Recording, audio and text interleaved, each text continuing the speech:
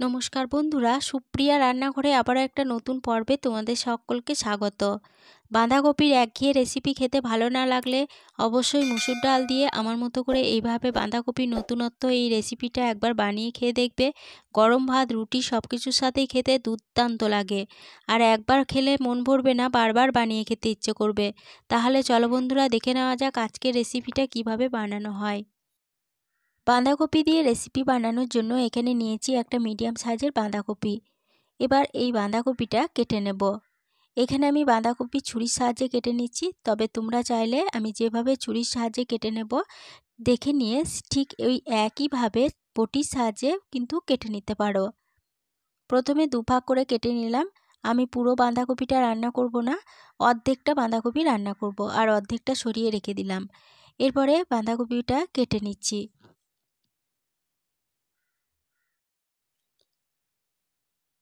আশা করি দেখে বুঝতে পারছো যে বাঁধাকপি কিভাবে কেটে নিতে হবে।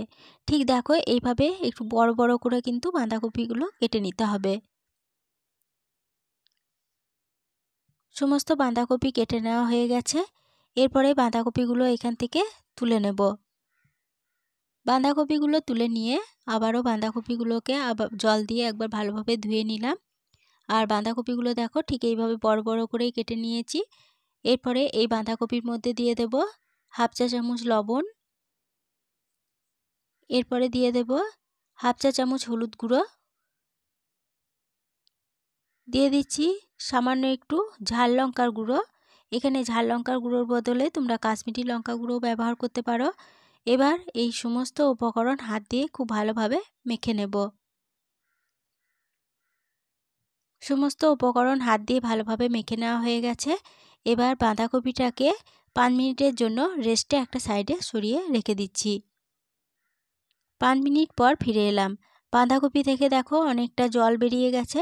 এবার এইভাবে চিপে চিপে বাঁধাকপির জলটাকে নিংড়ে বের করে বাঁধাকপিগুলো নিয়ে নেব। সমস্ত বাঁধাকপিগুলো জল চিপে নিয়ে নিলাম। এই জলটা কিন্তু রান্নার কাজেও ব্যবহার করতে পারো অথবা ফেলে দিতেও পারো। আমি আজকে বাঁধাকপির জলটা রান্নার কাজে ব্যবহার করছি না, ওটা একটা সাইডে সরিয়ে রেখে দিলাম।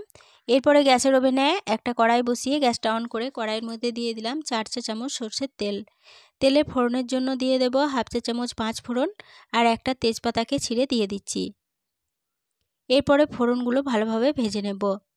ফোড়নগুলো ভালোভাবে ভেজে নেওয়ার পর ফোড়ন থেকে যখন সুন্দর গন্ধ বেরোতে শুরু করেছে, তখন তেলের মধ্যে কেটে রাখা বাঁধাকপিগুলো দিয়ে দিলাম। সমস্ত বাঁধাকপিগুলো দিয়ে বাঁধাকপিগুলোকে তেলের সাথে একটু নেড়েচেড়ে কষিয়ে নিচ্ছি।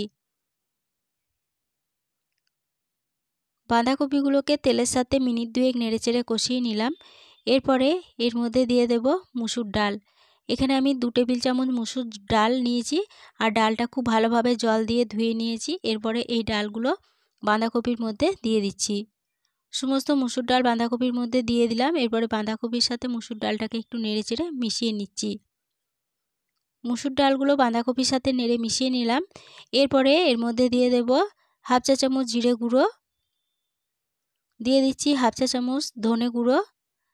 এরপরে কালারের জন্য দিয়ে দিচ্ছি হাফ চা চামচ কাশ্মীরি লঙ্কা গুঁড়ো, হাফ চা চামচ হলুদ গুঁড়ো দিয়ে দিচ্ছি, আর একটা কাঁচা লঙ্কাকে ফাটিয়ে দিয়ে দিচ্ছি। এবার গ্যাসের ফ্লেমটা মিডিয়ামে রেখে সমস্ত উপকরণের সাথে মশলাগুলোকে ভালোভাবে নেড়েচেড়ে কষিয়ে নেব। বন্ধুরা, আশা করি বাঁধাকপি অনেকভাবেই রান্না করে খেয়েছো, কিন্তু এইভাবে একবার রান্না করে খেয়ে দেখবে।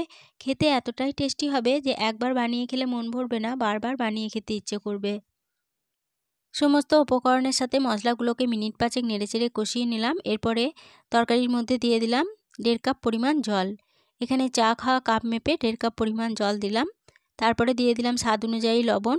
জলের সাথে সমস্ত উপকরণ ভালোভাবে নেড়েচেড়ে মিশিয়ে নিলাম। এরপরে এই তরকারির মধ্যে একটা ঢাকা দিয়ে দিচ্ছি। ঢাকা দিয়ে গ্যাসের ফ্লেমটা লো টু মিডিয়ামে রেখে তরকারিটাকে বেশ কিছুক্ষণ সময় ধরে রান্না করে নেব। ঢাকা দিয়ে তরকারিটা লো টু মিডিয়াম ফ্লেমে 8 মিনিট রান্না হতে দিয়েছিলাম। 8 মিনিট পর ফিরে এসে ঢাকা খুলে নিচ্ছি। আর এই 8 মিনিট ঢাকা দিয়ে রান্না হওয়ার ফাঁকে আমি একবার ঢাকা খুলে চেক করে নিয়েছিলাম যে ডালটা ভালোভাবে সিদ্ধ হয়েছে কিনা, তরকারির মধ্যে জল আছে কিনা। অবশ্যই একবার ঢাকা খুলে চেক করে নেবে যে ডালটা সিদ্ধ হয়ে গেছে কিনা আর তরকারির মধ্যে জল আছে কিনা। যদি ডালটা সিদ্ধ হয়ে যায় তাহলে তরকারিটা নামিয়ে নেবে, আর যদি ডালটা সিদ্ধ না হয় তাহলে একটু জল দিয়ে ঢাকা দিয়ে 8 মিনিট মতো সময় ধরে তরকারিটা রান্না করে নেবে। ডালটা দেখো ভালোভাবে সিদ্ধ হয়ে গেছে। এবার তরকারিটা কড়াই থেকে নামিয়ে নিচ্ছি। তরকারি কড়াই থেকে নামিয়ে নেওয়ার পরে তরকারির মধ্যে দেখো এখনও বেশ একটু জল থেকে গেছে। এরপরে ওই কড়াইটায় আবারও জল দিয়ে ভালোভাবে ধুয়ে নিয়ে গ্যাসের ওভেনে বসিয়ে দিলাম। তারপরে কড়াইয়ের গরম হয়ে যাওয়ার পরে কড়াইয়ের মধ্যে দিয়ে দিলাম 2 চামচ সর্ষের তেল। তেলের মধ্যে একটা গোটা শুকনো লঙ্কা দিয়ে দিলাম আর দিয়ে দিলাম 7 ক রসুনকে থেতো করে। এবার এই রসুনটা একটু ভেজে নিচ্ছি। লো ফ্লেমে রসুনটাকে 15 সেকেন্ড মতো নেড়েচেড়ে ভেজে নিলাম। এরপরে তেলের মধ্যে দিয়ে দেব পেঁয়াজ কুচি।